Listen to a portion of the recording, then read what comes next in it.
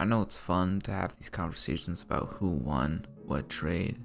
Sometimes it's obvious, but most of the time, the real answer is disappointing. Trades only happen when both sides benefit, right? When both sides are happy, they get what they want. Obviously, we have hindsight to see how the moves played out. We can judge the trades like that, but in the now, it's just too soon to say who won and who lost. Just a couple months ago, they were calling the Rudy Gobert trade one of the worst trades in NBA history, but here they are now playing so good, you don't hear anybody talking about the trade. They give up how many picks and how much depth for one Rudy Gobert, and pretty much Mike Conley. Yeah, it's not that bad. You're doing good.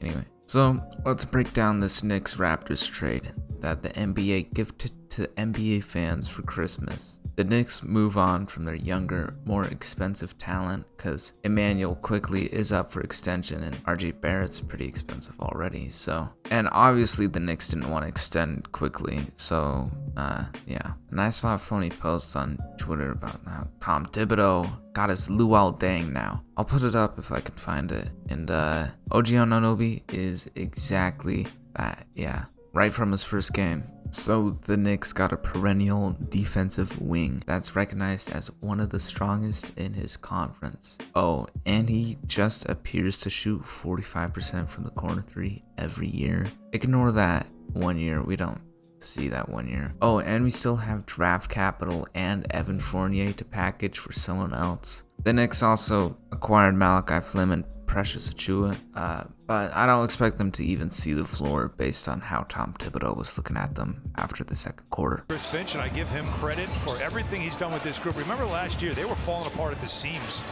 emotionally. This year, much different look. Brunson can't get that one to go. Rebound falls to the floor. Grimes picks it up. Back out to Brunson. Quentin Grimes already off the bench with 3 rebounds. Brunson drives on McDaniels, gets some space. Josh Hart.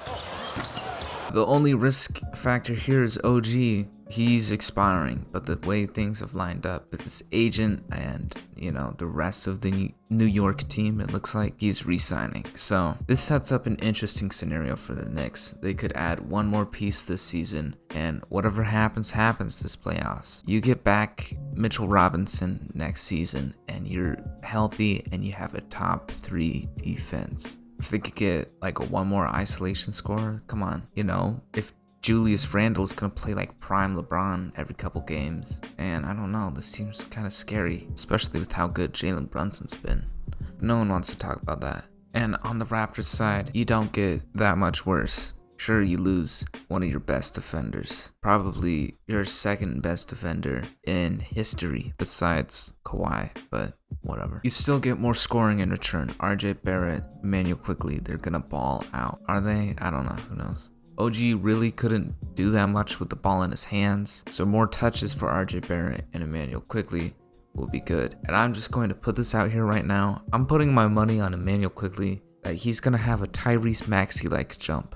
I mean, he can score. He has a great flow game. His confidence is sky high. That's really important. I really like how he plays, and he is underrated defensively. Oh, also, you bring the Canadian golden child, RJ Barrett, back home to Toronto. I hope we see more of the Olympic side of RJ now. Now, don't forget that Scotty Barnes will play better too now that OG is gone, so he gets more touches too. So honestly, I expect the Raptors to stick at or just below 500 for the rest of the season. But now the Knicks are a serious dark horse in my opinion.